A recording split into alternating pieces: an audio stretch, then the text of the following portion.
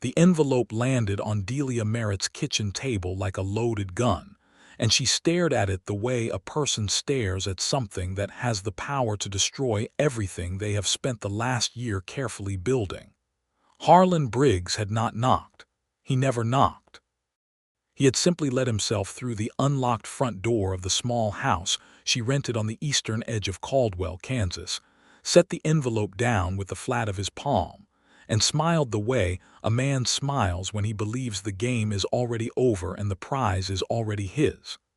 "That is the deed to the 40 acres bordering Redgrass Creek," he said. "Prime water access. Best grazing parcel in Sumner County. Worth 3 times what Thatcher's whole operation is pulling in this season." Delia had not moved from where she stood near the iron stove, a tin cup of morning coffee still warm in her hands. She looked at the envelope. She looked at Harlan Briggs. She looked at the window where the September sun was just now clearing the roofline across the street and flooding the room with gold. "And what exactly," she said very quietly, "am I supposed to do with that parcel, Harlan?" His smile widened. It did not reach his eyes. It never did. "Walk away from Louis Thatcher. Leave Caldwell. Take the land, sell it, start fresh somewhere that is not a problem for anybody. I am being generous, Delia. More generous than you deserve, considering. Considering." The word sat in the room like smoke. She set her coffee cup down on the table beside the envelope. She straightened her spine. She said nothing for a long moment, and in that silence she made the only decision that had ever truly mattered since she arrived in this town, dusty and uncertain, and carrying everything she owned in 2 carpet bags.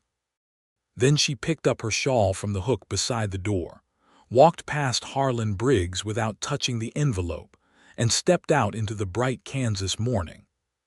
She walked the full length of Caldwell's Main Street with purpose in every step, past the general store and the telegraph office and the livery stable where someone was already hammering iron, past the widow Carlson's boarding house and the barber shop with its red and white poles still slightly crooked from the windstorm 2 weeks ago.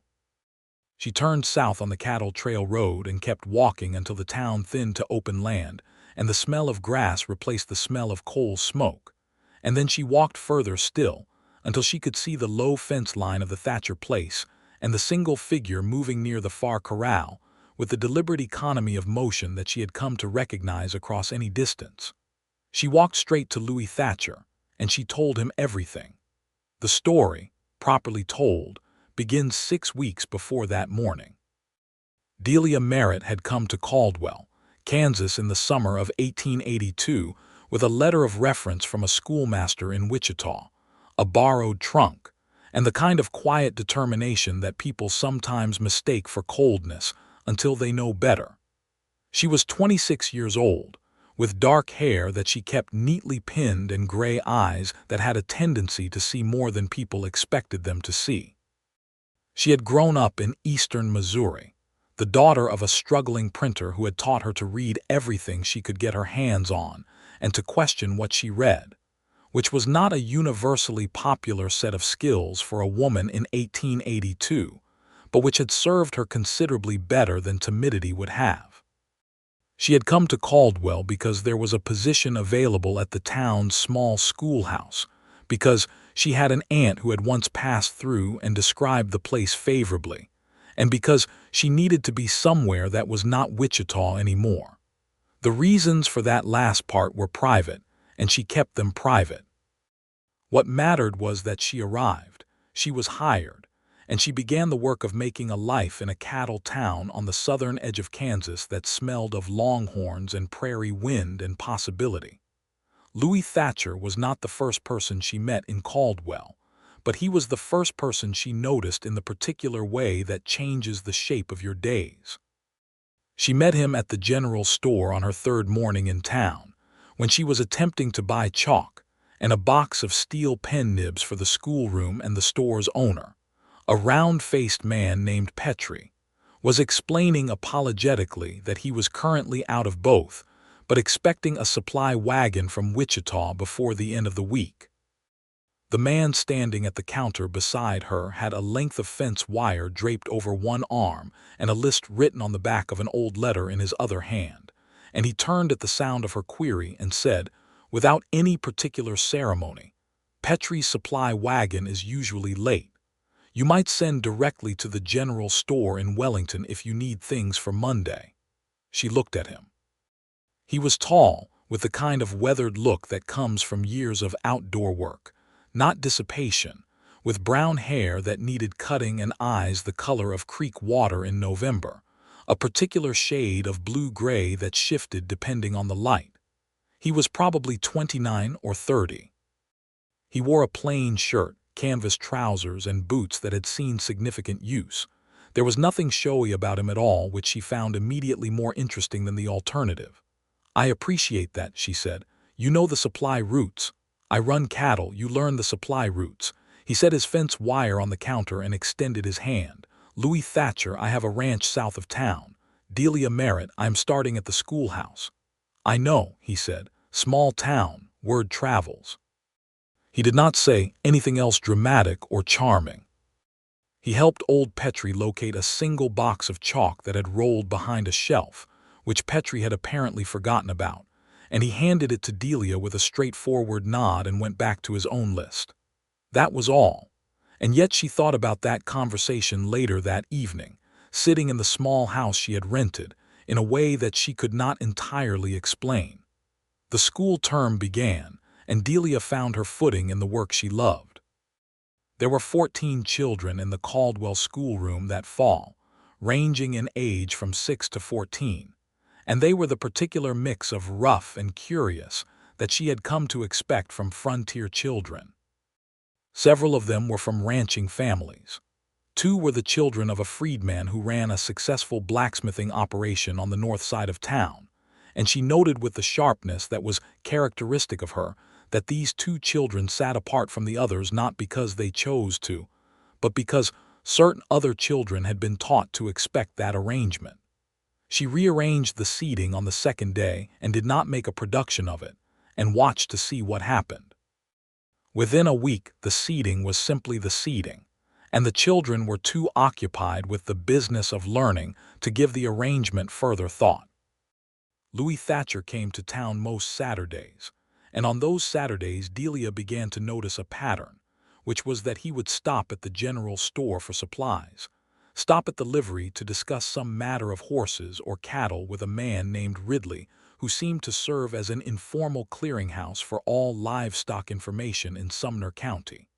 And then, if the morning was not too far gone, he would sometimes end up at the small restaurant that the widow Chen ran out of the front room of her house on the side street, where the coffee was good, and the prices were reasonable, and the atmosphere was considerably more civilized than the saloon. Delia ate at the widow Chen's on Saturday mornings, because the alternative was cooking for herself in a kitchen she had not yet fully made her own. The third Saturday after her arrival, she and Louis Thatcher were the only 2 people in the restaurant at 9 in the morning, and the conversation that started with a polite comment about the weather lasted 2 hours without either of them appearing to notice where the time had gone. He told her about the ranch, which he had been building for 4 years on land his father had homesteaded, and then abandoned when the father got sick and went back east. He told her about the particular challenges of the cattle business in a drought year, about the politics of water rights along the creek tributaries, about the way the cattle market in Wichita fluctuated in ways that could devastate a small operation in a single season. He spoke about these things with a precision and depth of thought that surprised her, not because she had expected him to be simple, but because the frontier tended to produce men who were either entirely practical or entirely romantic about themselves, and he seemed to be something more complicated than either. She told him about the school.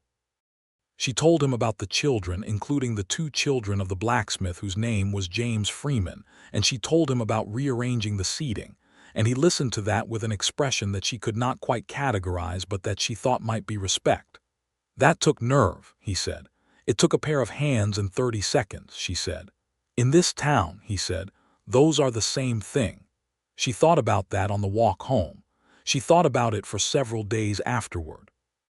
By the middle of September, the Saturday mornings at the Widow Chen's had become something that both of them counted on, without having formalized it into any kind of arrangement. They simply arrived at roughly the same time and sat at the same table by the window and talked. Sometimes they walked together down to the creek afterward, a distance of about a mile, and talked further. He had a habit of picking up interesting rocks and examining them, and then setting them back down in more or less the same spot. She had a habit of taking mental notes on everything he said and returning to the most interesting parts of the conversation later, privately, turning them over the way he turned over his rocks. She did not tell herself she was falling in love with him. She was too careful for that kind of premature declaration, even to herself. But she began to be aware that the shape of her days had changed, and that the change had a name, and the name was Louis Thatcher. Harlan Briggs entered the picture the way certain kinds of trouble always enter, which is quietly and with a pleasant enough face. He was a land speculator, which in 1882 Kansas meant a man who had arrived with capital from somewhere farther east and was systematically acquiring parcels of land in advance of the railroad expansion that everyone expected and some people knew for certain. He was 41 years old, well dressed by the standards of Caldwell, with the particular kind of surface charm that comes from long practice at persuading people to do things that benefit the persuader. He had a full dark beard going gray at the jaw, and a way of standing in rooms that communicated his assessment of his own importance without requiring him to announce it. He had also, as Delia discovered through the ordinary mechanism of small-town information exchange, been attempting for the better part of a year to acquire Louis Thatcher's land. The Thatcher Ranch sat on 120 acres that included a reliable stretch of Redgrass Creek, one of the few genuinely dependable water sources in that part of Sumner County. As the cattle drives continued to grow and the railroad speculation heated up, that water access was becoming the kind of asset that men like Harlan Briggs stayed awake at night thinking about. Louis had refused 3 offers, each larger than the last. He was not interested in selling. Delia learned all of this from the widow Carlson at the boarding house, who knew everything about everybody in Caldwell and shared this information freely with anyone who sat still long enough to listen. She also learned from the same source that Harlan Briggs had recently noticed the developing friendship between the new schoolteacher and the cattleman whose land he wanted, and that this had given him what the widow Carlson called an idea. The widow Carlson said this with a particular tone that made Delia set down her teacup and pay very close attention. "What kind of idea?" Delia asked. The widow Carlson pursed her lips. "The kind that involves using a woman as a lever," she said. "Which is the oldest idea in the history of terrible ideas." Delia walked home from that conversation with a set jaw and a great deal to think about. She saw Harlan Briggs for the first time up close at the Caldwell Cattlemen's Association meeting in the second week of September, which she attended not as a member, but because the schoolhouse shared its building with the association meeting hall on alternate weeks, and she had forgotten a box of books she needed. She came in through the side door, retrieved her books from the storage room, and would have left without incident except that the meeting was just breaking up, and she walked directly into Louis Thatcher coming out of the main room. "Miss Merritt," he said, and his expression shifted in the particular way she had been noticing more often lately, a softening around the eyes, a slight change in the set of his mouth. "I forgot some books," she explained, holding them up. "Let me." He moved to take the stack from her arms, and their fingers made brief contact over the spines of the books, and she was aware of that contact in a way that was completely disproportionate to its significance, which told her something she had been cautiously avoiding knowing about herself. "Louis." The voice came from just behind him, pleasant and carrying.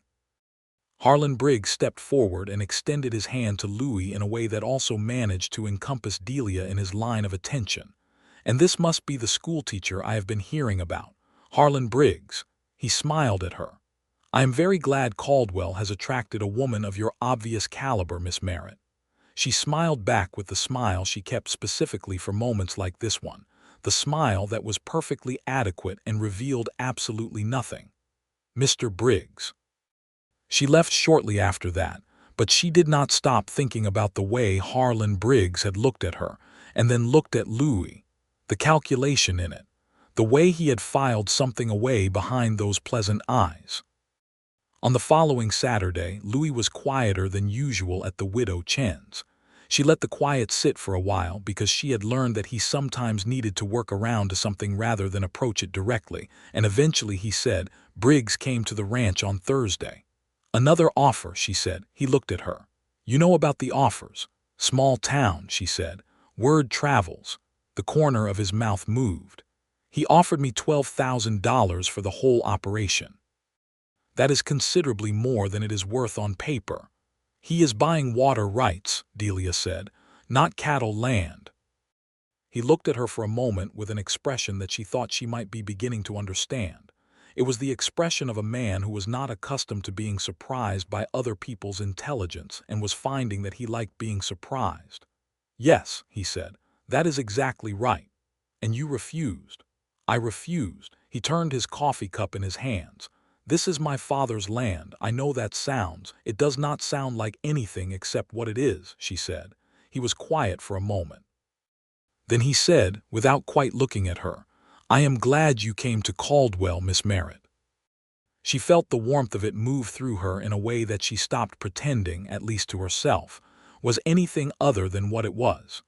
"So am I," she said. The following 2 weeks were a particular kind of sweet torture that she suspected she would remember for a very long time. She and Louis had moved past the comfortable early ease of new acquaintance into something that had more weight to it, more gravity, more of the specific tension that exists between two people who know something is true and have not yet said it aloud. He brought her a book from the lending library in Wellington, a collection of natural history essays that she had mentioned in passing 3 weeks prior, which meant he had been holding the detail of it in memory all that time. She left him, at the general store one Saturday when he was not there, a note with the best source she knew for a particular type of fence post he had mentioned having difficulty locating, which meant she had gone home and looked it up in a catalog. These were small things. In the context of what was building between them, they were enormous. She began to understand that she loved him somewhere around the 3rd week of September, on a Wednesday afternoon when she was not expecting revelation of any kind. She was correcting reading exercises at her desk in the schoolroom, the children long gone home, the afternoon light going amber through the single west-facing window, when she heard hoofbeats on the road outside and looked up to see Louis riding past on his gray horse, not stopping, just passing through town on whatever business had brought him in on a weekday. He did not see her. She saw him, and the simple, uncomplicated gladness that moved through her at the sight was so clean and so complete that she sat with it for a moment in genuine wonder. She was not a woman who had reached the age of 26 without having had her heart involved before. She had been briefly engaged, 2 years ago in Wichita, to a man named Gerald Horn, who had turned out to be primarily interested in her modest inheritance from her maternal grandmother, and only secondarily interested in her. The ending of that engagement had been painful in the way that betrayal is always painful, less for the loss of the man himself than for what the betrayal implied about her own judgment. She had kept her own counsel since then, and had been cautious with herself in exactly the ways that such an experience teaches caution. But what she felt looking at Louis Thatcher's back as he rode past her window on a Wednesday in September was not the careful, controlled warmth of a woman being cautious. It was something more like the sudden recognition of a compass pointing north. She loved him.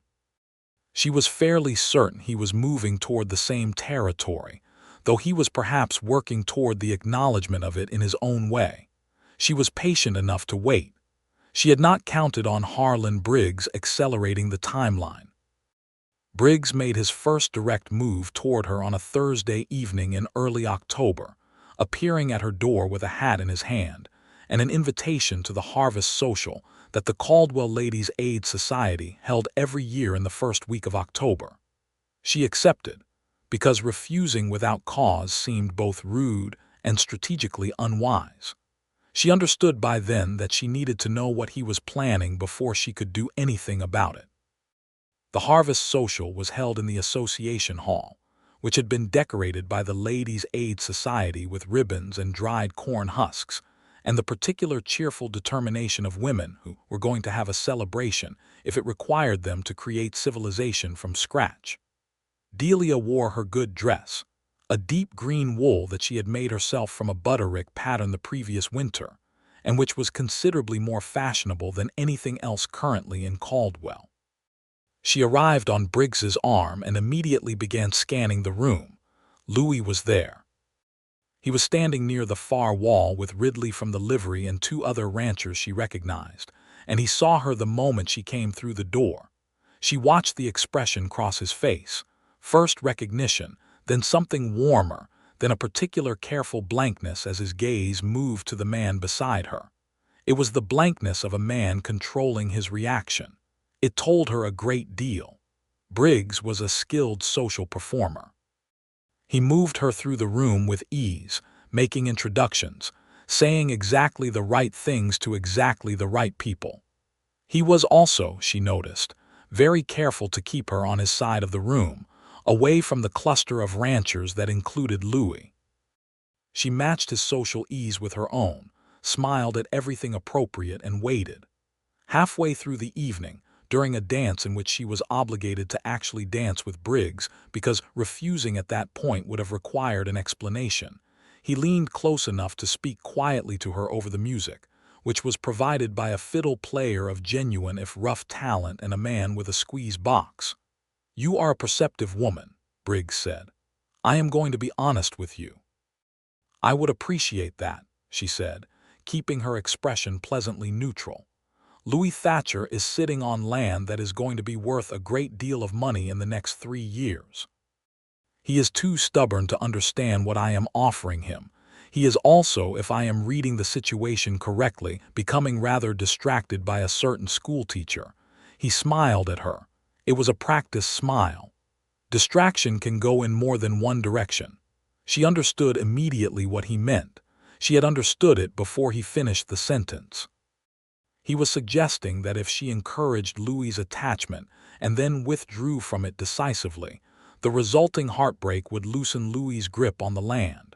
A man whose head and heart were unsettled was easier to negotiate with than a man with roots. She kept her expression pleasant. She said, "That is a frank assessment, Mr. Briggs."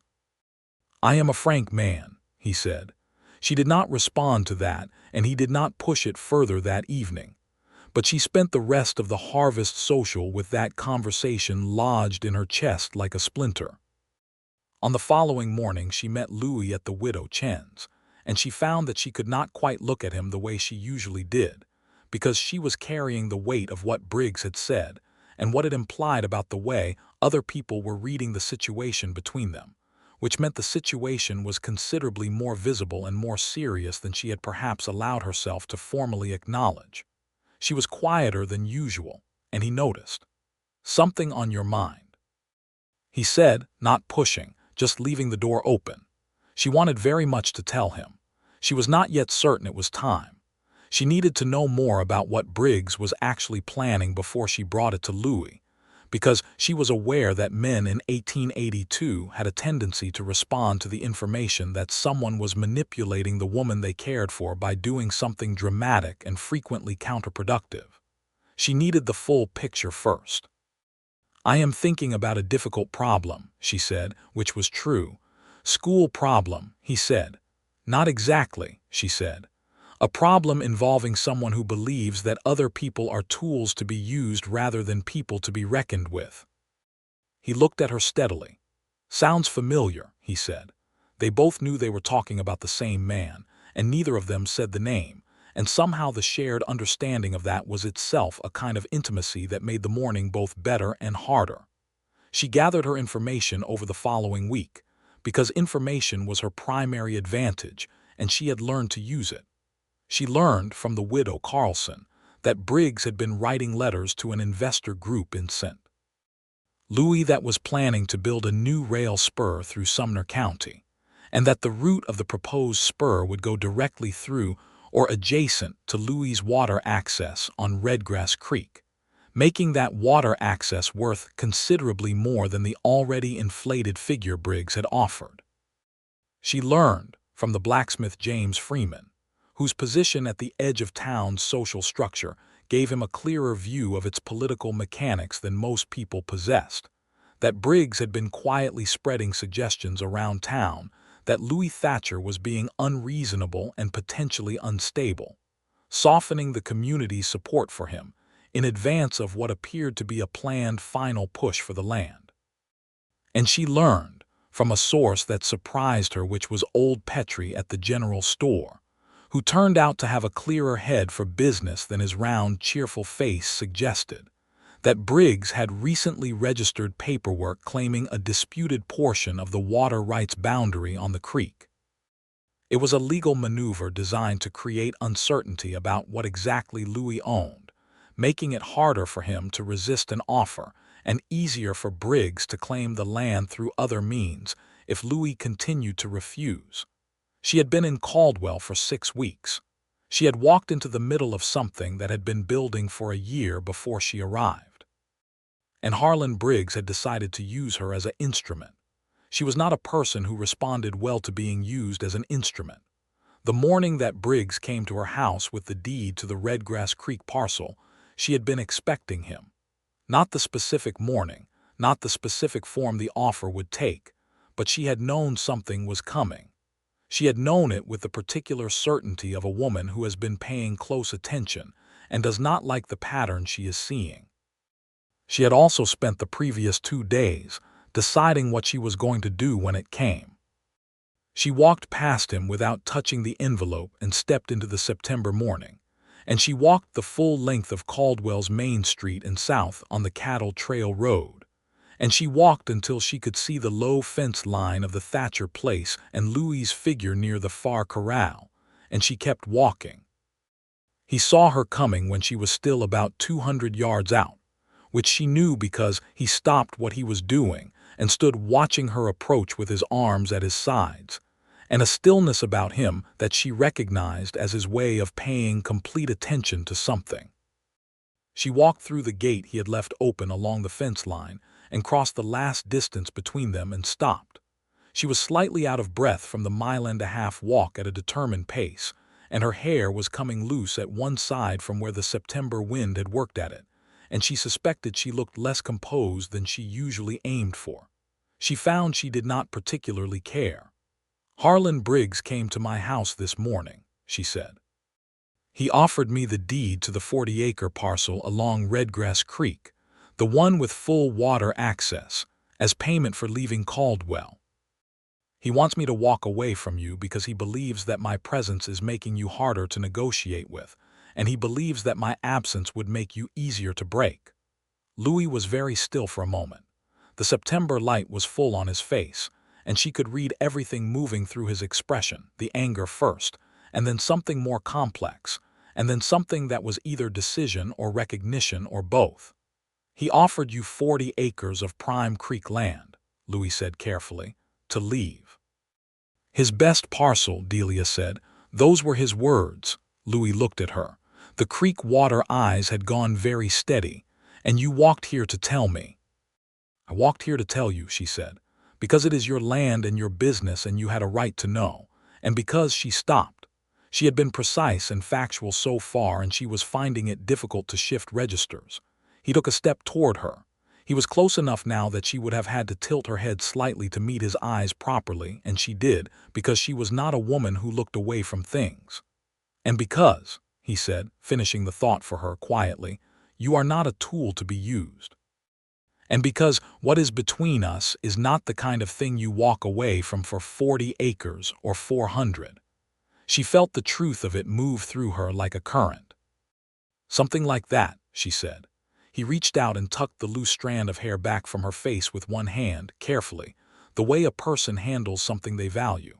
His fingers were warm against her temple. He said very quietly, "I'm going to need you to know that the land question and whatever happens between you and me are two separate things. I would fight Harlan Briggs for that land if you had never come to Caldwell, but I would do it a great deal more willingly with you beside me." She felt something unlock in her chest that she had been holding tightly closed for a long time.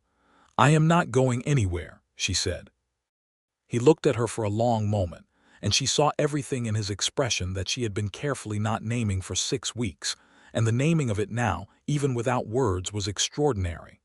"Good," he said, "then I need to talk to a lawyer." She almost laughed. "So do I," she said. "I know something about the water rights documents that you need to hear." They walked back toward the ranch house together, side by side, and she told him everything she had gathered in the previous 2 weeks. He listened the way he always listened, completely, with his whole attention, asking precise questions in the right places, absorbing information and turning it over rather than reacting to it. By the time they reached the porch steps, she had told him about the disputed boundary registration, about the letters to the St. Louis investor group, about Briggs's campaign to quietly undermine community support for Louis's position. Louis sat down on the top porch step and was quiet for a moment. Then he said, "That is more thorough than anything I have been able to gather myself." "I am good at listening," she said, sitting down beside him. "You are good at a lot of things," he said. He was looking at the middle distance, thinking, but there was a quality to his voice when he said it that made the remark something more than practical observation. She felt it land. "The lawyer you need," she said, returning to the practical because the practical was also necessary, "is not the one Briggs uses. There is a man in Wellington named Park who the widow Carlson says is honest and competent. We should go this week if possible." "We," he said. He said it without inflection, but the single syllable carried the weight of everything they had just become to each other. "We," she confirmed. They rode to Wellington the following Tuesday in Louis's wagon, a journey of about 18 miles on a clear October morning, and the conversation between them ranged over everything from the legal strategy they were developing to the particular quality of the light on the Oklahoma Territory hills to the south, to the book he had given her, and which she had finished and had opinions about, to the experience of his childhood on this land before his father had gotten sick and gone east. He told her about his mother, who had died when he was 12, and the way the ranch had become the repository of everything he had left of both his parents. She told him about her father and the print shop and the books, and about Gerald Horne in Wichita, which she had not told anyone in Caldwell, and which she told him now because it seemed important that he know the shape of the territory he was walking into. He was quiet after she told him about Gerald Horne. Then he said, "I am glad you trusted me with that." "I am too," she said. "For what it is worth," he said, looking at the road ahead, "I do not have the least interest in your grandmother's inheritance. I have no idea how much it is, and I do not intend to find out." She started laughing, which was not a response he had expected, and after a moment he started laughing too, and the morning opened up around them in a way that felt like the beginning of something that had roots. The lawyer Park in Wellington was exactly what the widow Carlson had promised, a spare, careful man in his 50s with a precise legal mind and no particular patience for complicated schemes. He reviewed the documentation that Delia had brought, the information about the water rights dispute that she had assembled from public records she had requested from the county office on the previous Friday, and he confirmed that the boundary registration Briggs had filed was based on a flawed survey from 1878 that had been formally superseded by a corrected survey in 1880. The 1880 survey, properly filed, clearly established the water rights boundary in Louis's favor. "Briggs is either working from bad information or working from bad faith," Park said. "My bet is the latter. "What does that mean for the land?" Louis asked. "It means that if he pursues the boundary claim legally, he will lose," Park said. "But legal proceedings take time and cost money. He knows that. The goal of that kind of maneuver is often not to win but to exhaust. You should also consider the railroad question." Louis looked at Delia. She had expected this moment. "The rail spur," she said to Park. "The proposed route through Sumner County. Can you find out the specific alignment?" Park looked at her with new attention. "You know about the spur." "I know it is being planned. I do not know the exact route. That is what matters." It took Park 4 days to get the information, during which time Louis continued to run his ranch and Delia continued to teach her school, and the town of Caldwell continued its business around them. Harlan Briggs appeared in the general store the Wednesday after his visit to Delia's house and did not acknowledge her directly, which she found more unsettling than hostility would have been. She was careful. She did not allow herself to be alone in locations where the only witnesses would be people she did not trust. The information that Park sent back by telegraph on Friday of that week was the piece that changed everything. The proposed rail spur alignment ran directly adjacent to the eastern boundary of Louis's land, which meant the Redgrass Creek water access would be not merely valuable for cattle ranching, but essential for a railroad water stop in a stretch of line that had limited natural water sources. The land was worth, conservatively, 5 times what Briggs had offered Louis, and possibly more when the railroad deal was formalized. Louis read the telegraph at the relay office and then stood outside in the October afternoon for a moment before handing it to Delia. She read it and looked at him. "He knows," Louis said. "Briggs knows all of this. That is why he is pushing so hard." "Yes," she said. "He offered you 40 acres of Good Creek land to walk away," Louis said. 40 acres for this." He gestured with the telegraph paper. "He underestimated me," Delia said simply. Louis looked at her with an expression that was so warm and so direct that she felt it everywhere at once. "He underestimated both of us," he said. Then, with the precision that was characteristic of him, "I want to be very clear about something, Delia." She waited. "What I am about to say has nothing to do with the land. The land is my problem, and I am going to solve it with Park's help regardless of anything else. But I have been wanting to say this for longer than I have been allowing myself to say it, and I would rather say it now than wait any further." He folded the telegraph paper and put it in his shirt pocket. He looked at her directly in the October afternoon light on the main street of Caldwell, Kansas, with the sounds of the town all around them, horses and a distant hammer and someone calling to someone across the street. "I love you," he said. "I have for a while. I would be very glad if that was not entirely unwelcome." She looked at him. She was aware of everything, the light, the sounds, the way her own heart was conducting itself in her chest like something newly released. "It is the most welcome thing I have heard in a long time," she said. "And I love you. Since approximately the 3rd Wednesday of September, when I saw you ride past the schoolroom window and felt something I could not explain away." Something crossed his face that she had never seen there before, a kind of radiance, clear and unguarded and purely glad. He took her hand on the public street, which in Caldwell, Kansas in 1882 was not an insignificant gesture. She let him take it, and they walked to the Widow Chen's for coffee, and they made their plans. The plan, as developed over the following days in consultation with Park, was to use the legitimate legal documentation to formally refute the boundary claim Briggs had registered, and simultaneously to initiate their own inquiry with the railroad's land office about the proposed spur alignment, creating a formal record that the water rights were clearly held and legally established. Park predicted that once Briggs understood that the legal avenue was closed, he would likely attempt to negotiate directly again, and they needed to be prepared for that negotiation. What they had not anticipated was that Briggs would not wait for the legal process to play out. On a Thursday evening in the middle of October, someone cut the fence line on the western boundary of Louis's ranch and ran approximately 40 head of his cattle off the property. By the time Louis discovered it Friday morning, the cattle were gone, and the tracks led north across open country toward a stretch of land that technically had no clear owner, and where a good number of small operators ran cattle. Louis came to the school to tell her, arriving just as the morning session ended and the children were released for a midday break. He stood in the doorway with that particular controlled stillness he used when he was angry. "He wants to cost me money," Louis said. "Drive the cattle off before the fall sale. I missed the Wichita market. Bad year. Maybe I am more willing to sell." Delia was quiet for a moment. "Or he wants you angry," she said.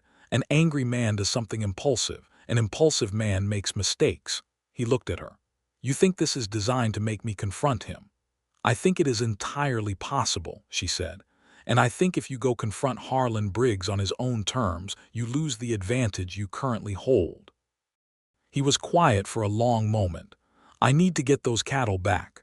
"Yes," she said. "And the way to do that is through the sheriff and a formal complaint, not through a direct confrontation. What you have now is a crime committed against you, which is a very different thing from a land dispute. Do not let him turn it back into a land dispute." He looked at her with that expression she was still learning, the one that was equal parts deep affection and something that she thought might be the specific pleasure of a person who has found their particular person. "You are remarkable," he said quietly. "I am practical," she said. "Go to the sheriff." He went to the sheriff. The sheriff, a man named Goss who had held the position for 6 years and was not Briggs's man, took the complaint seriously, rode out with Louis to examine the fence line and the tracks, and within 2 days had located 28 of the missing cattle on that stretch of common land, with the help of a range rider who had seen them being moved and could describe the men involved. The men involved were hired hands, and they pointed to their employer, who was not Harlan Briggs directly, but a man who worked for Briggs and handled things Briggs did not want to be seen handling. The connection to Briggs was not legally clean enough for a direct charge. But it was publicly known, and in a small town, publicly known could matter as much as legally proven. Sheriff Goss was explicit with Briggs, in a conversation that Goss later described to Louis, that further incidents involving Thatcher's property would result in a level of official scrutiny that Briggs would find inconvenient. The remaining 12 cattle were never recovered.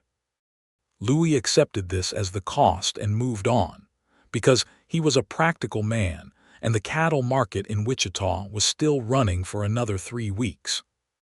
He asked Delia to ride with him to Wichita for the cattle sale, which was not a common arrangement, a woman accompanying a man to a cattle sale as something other than a wife. She considered the social calculus briefly, consulted the widow Carlson, who said forthrightly that at this point the arrangement between Delia and Louis was apparent to everyone in Caldwell, and the Wichita trip would be a statement of the obvious, and agreed to go. Wichita was different from Caldwell. Larger, louder, rower, with the particular energy of a cattle terminus at the height of the season, drovers coming in from Texas and the territory, buyers from the eastern meatpacking industry, a constant churn of commerce and its accompanying vices and complications. Delia had left Wichita under circumstances she preferred not to revisit, but the city itself she had never stopped finding interesting, and she looked at it now through the lens of a woman with clearer ground under her feet than she had possessed when she left. They stayed at separate hotels. Louis negotiated his cattle sale over 2 days with a proficiency that she observed with admiration, working the numbers with a precision, and a refusal to be pushed below his established floor that got him a better price than he had projected. She spent the time revisiting the main library and the newspaper offices and gathering what information she could about the railroad investment group that Briggs was connected to, which turned out to be considerable, because the Wichita newspapers had been following the rail spur story for months. What she found in the newspaper archive was a detail that Park had not known. The investor group Briggs was representing had a formal deadline for land acquisition. If they did not have the water rights secured by the 1st of December, the route designation would default to an alternate alignment that bypassed that section of Sumner County entirely. Briggs was not just pushing because the land was valuable. He was pushing because he was running out of time. She brought this information to Louis over dinner on the second evening in Wichita, at a proper restaurant with linen tablecloths and gas lighting, which felt like an occasion she had not planned for but which turned out to be perfect for the news she was delivering. Louis listened to the December deadline with the expression of a chess player who has just seen 3 moves ahead. "He is desperate," he said. "He has been desperate this whole time," Delia said. "We were just not seeing the size of the clock." "If we do nothing," Louis said slowly, "if we simply hold the legal position and do not give him any way in, he loses his deal by default. No acquisition, no route, no commission." "The land stays yours," Delia said, "and becomes worth considerably more once the railroad builds on the alternate route if it can be positioned as a secondary access point, which Park thinks it can." Louis was quiet for a moment. Then he said, "Delia." She looked at him across the linen and the candlelight in the Wichita restaurant with the sounds of the city coming through the walls. "I have been thinking," he said, "about what comes next, not just the land. What comes next in terms of you and me and what we are building." She waited, because she had learned that he arrived at the important things in his own time, and the arriving was worth the patience. "I would like to ask you to marry me," he said. "I want to do it properly, and I want to be clear that it has nothing to do with the legal situation or the land or anything except the fact that I want to spend my life with you. I know it has been a short time. I know you have reasons to be careful, but I am not asking you to stop being careful. I am asking you to be careful with me." She looked at him for a long moment. She thought about Gerald Horne, whose face she could barely remember now. She thought about her father's print shop, and the books, and the Missouri childhood, and the Wichita years, and the 2 carpet bags, and the September morning she had walked into Caldwell uncertain of everything, except the necessity of keeping moving. She thought about the schoolroom and the 14 children and the rearranged seats and the Widow Chen's restaurant and the Saturday mornings and the creek water eyes and the particular way he held rocks to examine them and set them back down with care, which she thought was a very good way to understand a person. "Yes," she said, "I will marry you, Louis."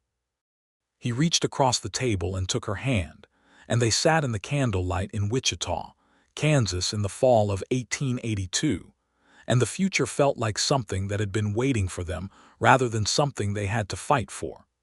They were married in November, which did not give anyone in Caldwell very long to prepare, but which the community took as a sufficiently good event to organize around on short notice.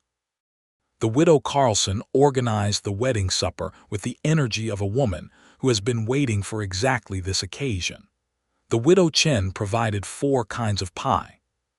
James Freeman, the blacksmith, forged a set of matching bands that were simple and well-made, and which both Delia and Louis wore from that day forward without interruption. The ceremony was performed by the Methodist minister in the Association Hall, which had been decorated once again by the Ladies' Aid Society with late autumn flowers and ribbon, and which felt entirely different as a location than it had felt at the Harvest Social when Briggs had moved her around it like a piece on a board. Delia wore the green wool dress again, because it was her best, and Louis wore a good dark coat that she suspected had been purchased specifically and recently, because it fit him better than any of his working clothes. When the minister asked the formal questions, Louis answered with the kind of direct simplicity that she had come to love about him, each word meaning exactly itself and nothing else. She answered the same way, and when it was done and they stood in the hall surrounded by the people of Caldwell who had become her community in the span of a few remarkable months, she felt entirely located in the world in a way she had not felt in a very long time. Harlan Briggs was not in attendance. He had not been in Caldwell much in the weeks since the cattle incident and the legal challenge to the boundary claim had been formalized. He was in Wellington, by most accounts, or perhaps farther east. He had made no further direct moves against Louis or Delia. Park had filed the legal documentation challenging the boundary registration on the second Tuesday of October. The county registrar had reviewed it and confirmed that the corrected 1880 survey superseded the 1878 document Briggs had relied on, which meant the boundary claim had no legal standing. Park's formal notification of this finding had gone to Briggs's legal representative on a Friday morning, and by that afternoon the word had reached Caldwell, and by the following morning it appeared to have reached wherever Briggs was.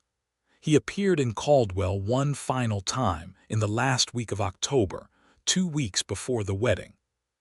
He came to the schoolhouse during the afternoon session, which Delia found immediately and deliberately threatening, because it placed his arrival in a location that was her professional domain and involved children, and she recognized it as a final attempt to demonstrate that he could still reach her where she lived. She stepped outside and pulled the door closed behind her and stood on the schoolhouse steps looking at Harlan Briggs in the October afternoon, and she waited. He looked tired. He was still well dressed, still composed, but the edges of his composure had frayed in ways that the surface charm was no longer entirely covering. "You could have been very comfortable," he said. "The Redgrass Creek parcel alone would have set you up." "I am already comfortable," she said, "and I did not want your parcel." "You cost me a great deal," he said. "I want you to understand that." "I did not cost you anything," she said calmly. "You made choices. Those choices had consequences.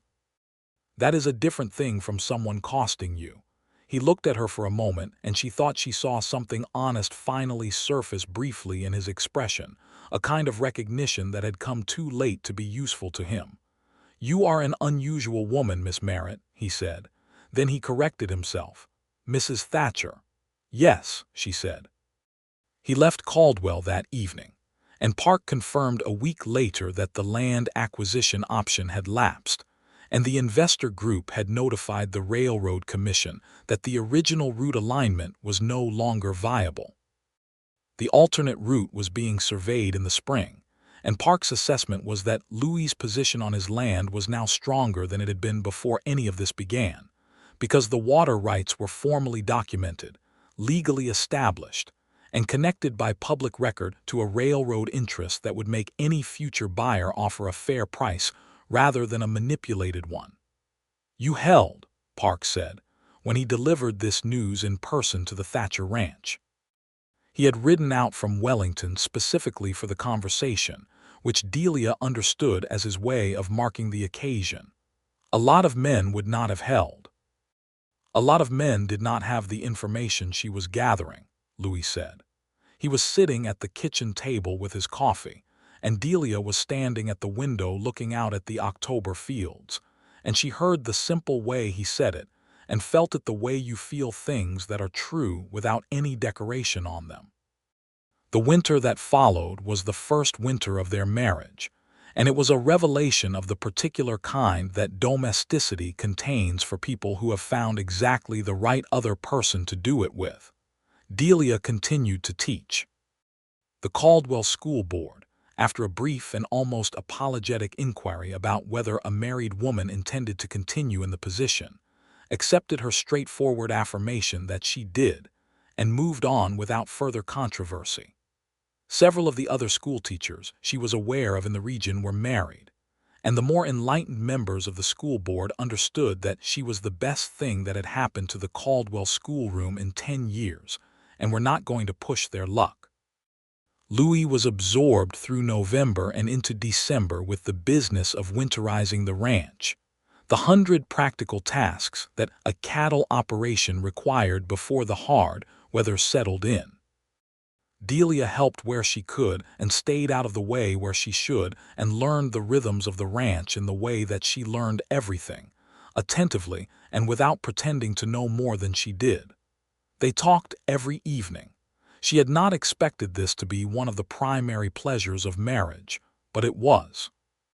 The evenings at the kitchen table, the fire going in the iron stove, the darkness outside the windows, the two of them going over the day in that particular way that two people have when they are genuinely interested in each other's lives. He told her about the cattle, about the fence repairs, about the conversation with the neighboring rancher Simmons, who was concerned about the spring grazing situation. She told him about the children, about a reading breakthrough she had managed with a boy named Cutter who had been struggling all fall with a persistent difficulty that she now recognized as something more specific than general slowness, a kind of confusion between letters that she had read about in an educational journal and had begun to address with a different approach. He was interested. He asked questions. He remembered what she had told him about Cutter the previous week and asked how the new approach was working, and she told him, and the conversation moved from Cutter to a general discussion of how children learn differently and what the school system's failure to accommodate that meant, which led to a larger conversation about education and access, and the particular inequalities that she had been quietly addressing in her classroom since the first week of term. The two children, he said. James Freeman's kids.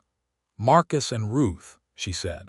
They were so far past the point where she thought she needed to explain the situation that she sometimes forgot she had ever needed to.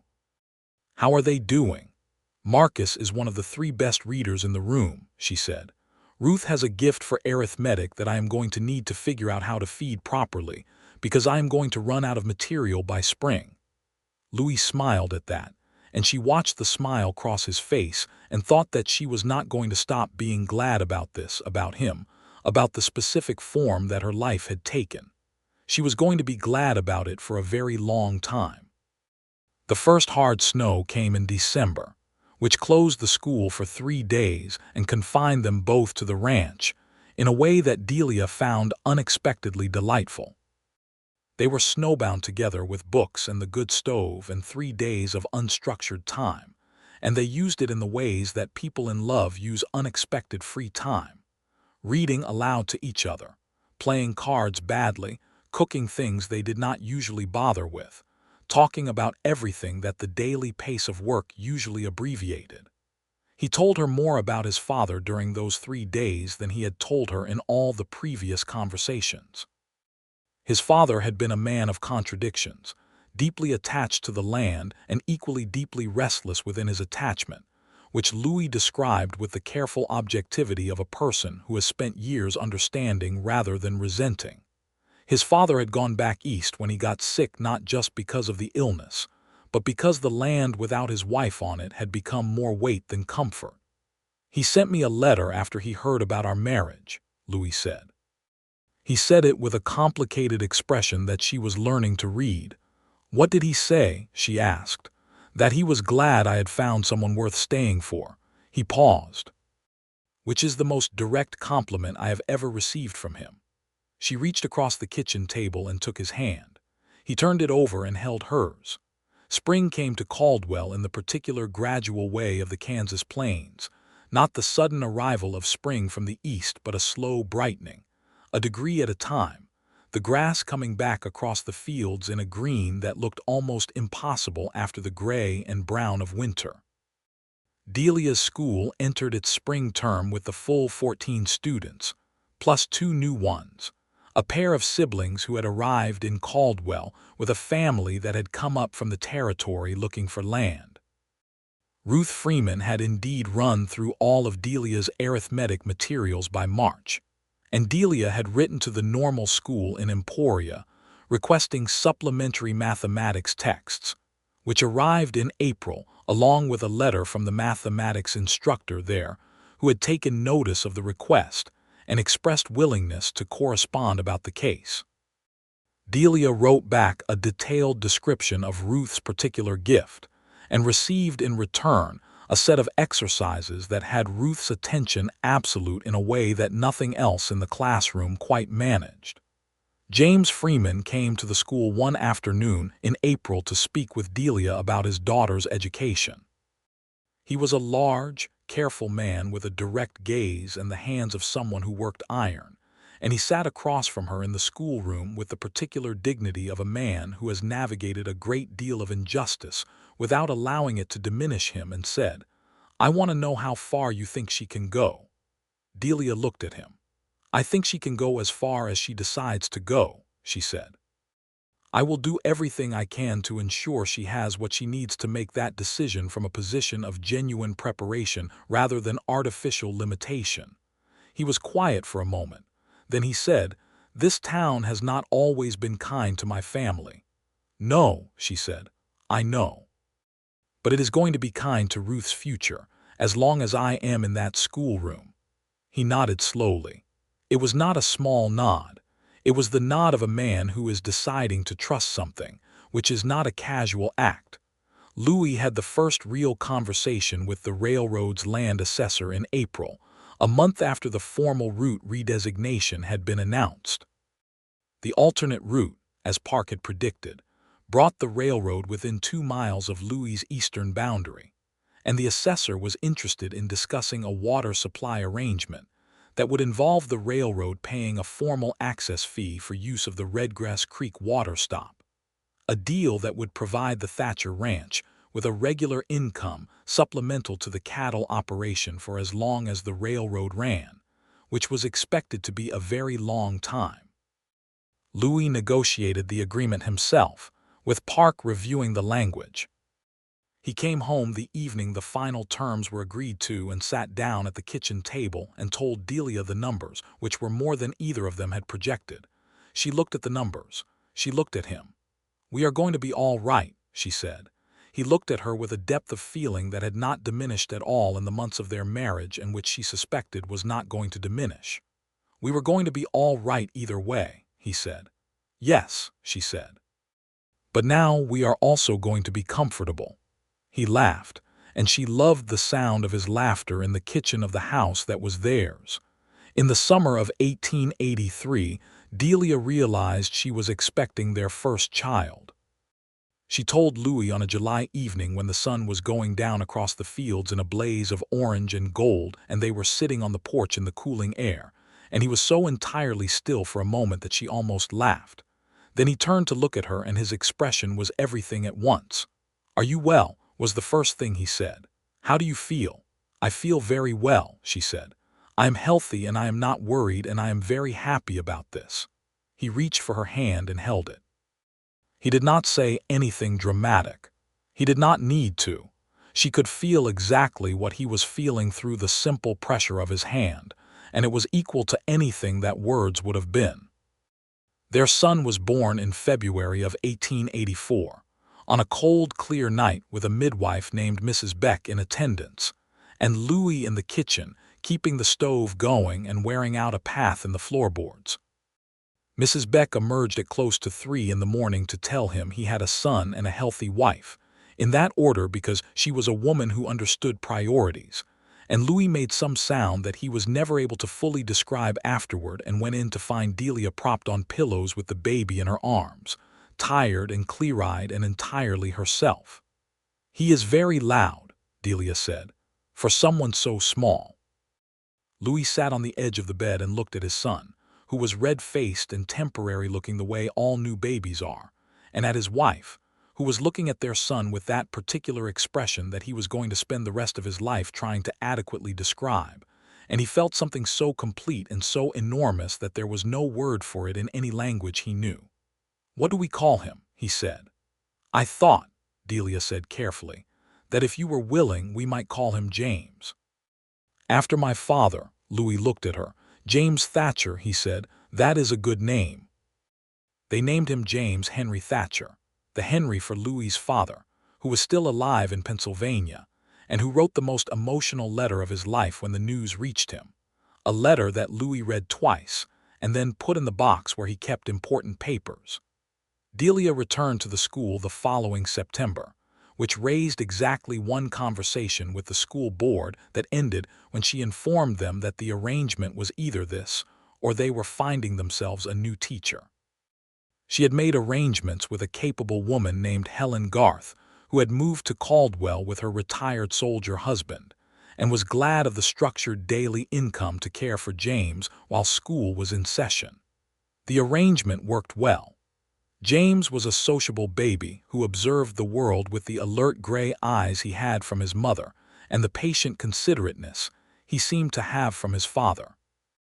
Ruth Freeman received, in the spring of 1885, a letter of admission to the state normal school in Emporia, which was the result of a sustained correspondence between Delia and the mathematics instructor there over the preceding 2 years, and which represented something so significant in the context of the time and place that the morning it arrived, Delia went home at the noon break and wept in the kitchen, while the baby watched her from his play blanket with enormous curious eyes.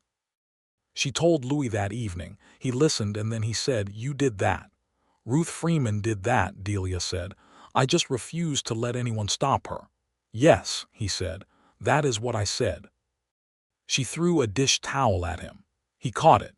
James laughed, which he did with the wholehearted joy of a 14-month-old who has discovered that his parents are endlessly entertaining. The Thatcher ranch continued to grow, carefully and steadily, the way things grow when the person tending them is neither reckless nor timid, but is simply committed to the work for the long term.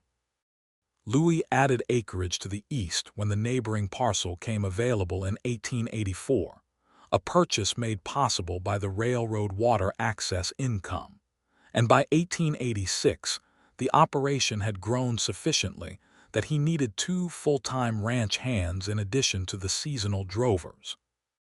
He chose them with the same deliberateness he applied to everything, and the result was a working ranch that had something of the feeling of the household, a place where the people involved were treated as people. Delia was expecting their second child by the fall of 1886, which she announced to Louis on an October evening that was almost exactly 4 years from the evening she had told him about Harlan Briggs and the 40-acre parcel, which she noted with the kind of exact historical awareness that was characteristic of her. 4 years ago this month," she said, "I walked across a field to tell you about a man who thought he could use me to take your land." Louis looked at her across the kitchen table in the lamplight. "And instead," he said. "And instead," she agreed. Their daughter was born in the spring of 1887, in May, when the Kansas fields were full of the particular green that made Delia think every year of the first spring she had seen on these plains. They named her Clara Margaret Thatcher, the Clara for Louis's mother, and she arrived into the world with a decisive cry and a head of dark hair, and an expression of tremendous opinion about her new circumstances. Louis held Clara in the kitchen the morning after her birth, while Delia slept properly for the first time in 30 hours, and looked at his daughter in the early light with the profound amazement of a man who has everything he ever wanted without having known what exactly to want for much of his life, and who therefore understands the value of the specific things he has been given.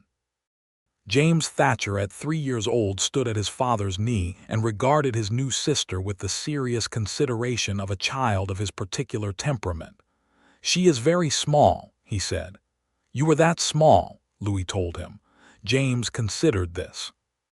"I am bigger now," he said, as if this were a reassurance he was offering on behalf of the family. "You certainly are," his father agreed. Caldwell had changed in the years since 1882. The cattle trade had shifted as Kansas began to restrict the entry of Texas longhorns over disease concerns, and the town had adapted the way all frontier towns either adapt or die, with mixed results. Some businesses had closed, others had grown. The railroad had come through at a distance and brought a different kind of traffic, more agricultural, more settled. The wildness of the early cattle town years was giving way to something that looked more like the permanent community the Ladies' Aid Society had always known it could be. Delia's school had grown. There were 22 students by 1886, and she had advocated successfully for a second room and the hiring of an assistant teacher, a young woman named Nancy Fowler, who had just completed the normal school in Emporia, and who turned out to be exactly the kind of person Delia had hoped for, practical and warm and not easily rattled. The school board, faced with Delia's consistent results over 4 years, had stopped being anything except quietly grateful. She thought sometimes about the 6 weeks before she walked across the field to Louis. She thought about them the way you think about a dark and narrow place that you pass through in order to arrive somewhere wider. The fear she had felt in those weeks, the awareness that she was being maneuvered, the particular helplessness of watching someone treat other people's lives as materials for their own advantage, had been real. She did not minimize it in retrospect. But it had also given her a clarity about her own values and her own capacity for action that she did not think she would have found any other way. She had walked past the envelope. She had walked to Louis. Everything else had followed from those two decisions. Harlan Briggs had left Sumner County entirely by 1883 and was reported to be operating somewhere in the Oklahoma Territory, which was opening for settlement and offered new opportunities for men of his particular approach to opportunity. Delia did not think about him often, and when she did it was without much heat. He had been an obstacle. She had gone around him. That was more or less the whole of it. In the summer of 1888, Louis's father came west for the first time. He was 63 years old and in better health than he had been when he left Kansas 15 years before. A quiet, slight man with Louis's eyes and a tendency to observe more than he spoke. He arrived on the train at the Wellington station, and Delia drove out to meet him in the wagon, while Louis held the ranch together. And they rode the 18 miles back to Caldwell in the July afternoon, with James riding in the wagon bed talking to his grandfather about everything he had observed recently, which was a great deal, because James at 4.5 was a child who found the world fascinating in all its particulars.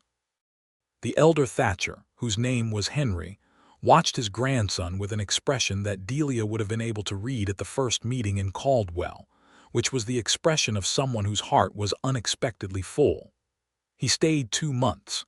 He spent much of that time on the ranch, walking the land his wife had loved, the land he had left and which his son had kept, moving through it with a kind of slow reckoning that Delia thought was probably necessary.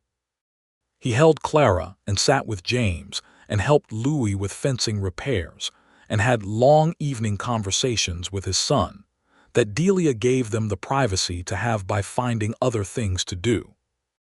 On the second to last evening of his visit, he came and sat with Delia on the porch while Louis put James to bed, and he said without preamble, "You are the reason he stayed." "He always intended to stay," Delia said. "This was his land." "He intended it," Henry Thatcher said. "But a man can intend and still not quite find the way to carry it through. You gave him a reason to carry it through that was about more than the land. That matters."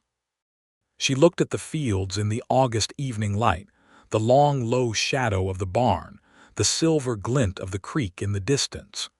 "He gave me a reason to stay somewhere for the first time in a long time," she said. "We were useful to each other in that way." "More than useful," Henry said. "Much more," she agreed. When he left, he shook Louis's hand and then embraced him, which she understood from Louis's expression was not something his father had done often. He kissed Clara on the forehead. He shook James's hand with full seriousness, which James accepted with the gravity of someone who has been offered something real. He took Delia's hands in both of his and held them for a moment and said simply, "Thank you." And then he got in the wagon and went back to the Wellington station and took the train east. He wrote regularly from Pennsylvania after that, letters that arrived at the Thatcher ranch every few weeks, full of the kind of detailed observation that Delia recognized as a family trait. He died in 1893, peacefully and at home, and Louis received the news by telegraph and was quiet for a day and then said to Delia, "He saw this. He saw all of this." "He did," she said, "and he was glad of it." The years moved through the Thatcher ranch in the way that good years do, with enough difficulty to keep them present and enough good to make the difficulty worth carrying. There was a drought in 1890 that tested the cattle operation and was survived through the combination of the water access income from the railroad arrangement, which proved its value precisely in the moment of maximum stress, and the careful management Louis had been building toward for 8 years. There was a cold winter in 1891 that took 2 of the cattle herd and the old gray horse that Louis had ridden since before Delia arrived in Caldwell, and whose loss he took with the controlled grief of a man who does not make a production of his losses but feels them fully. James started school in the fall of 1889, which meant starting school in his mother's classroom, which created a social situation of some complexity that both Delia and James navigated with the good-humored pragmatism that was characteristic of both of them. She was entirely his teacher in the schoolroom and entirely his mother at home, and James, who was a perceptive child, understood the distinction without requiring explanation. He was, as Delia had perhaps predicted in her most honest moments, excellent at reading and arithmetic, and somewhat impatient with penmanship, which was a fair distribution of inherited tendencies. Clara started school in 1893, by which time the school had a third room and a third teacher, and was becoming the kind of institution that the county educational authority was starting to hold up as a model for other frontier towns. Clara was, from the first day, a social force of considerable magnitude, with a directness and a warmth that meant the other children both respected her and genuinely wanted to be near her. She was also, as her grandmother's namesake might have predicted, not entirely patient with sitting still, a limitation that Delia worked around by ensuring that Clara's boundless energy had sanctioned outlets. By 1895, Delia and Louis had been married for 13 years. James was 11 and Clara was 8, and the ranch was producing steadily, and the school was running as well as she had ever hoped. And Caldwell, Kansas had completed its transition from a cattle terminus to an agricultural town, with all the stability and occasional dullness that such transitions involve. On an October evening in that year, on something close to the anniversary of the morning she had walked past Harlan Briggs's envelope and across a field to tell Louis Thatcher the truth. They sat on the porch of the ranch house in the cooling air with the lamps lit behind them through the windows, the children inside doing their evening reading, the fields going dark at the edges, and the stars coming up over the Kansas plains the way they always did, enormous and matter-of-fact. Louis had his coffee. Delia had her tea.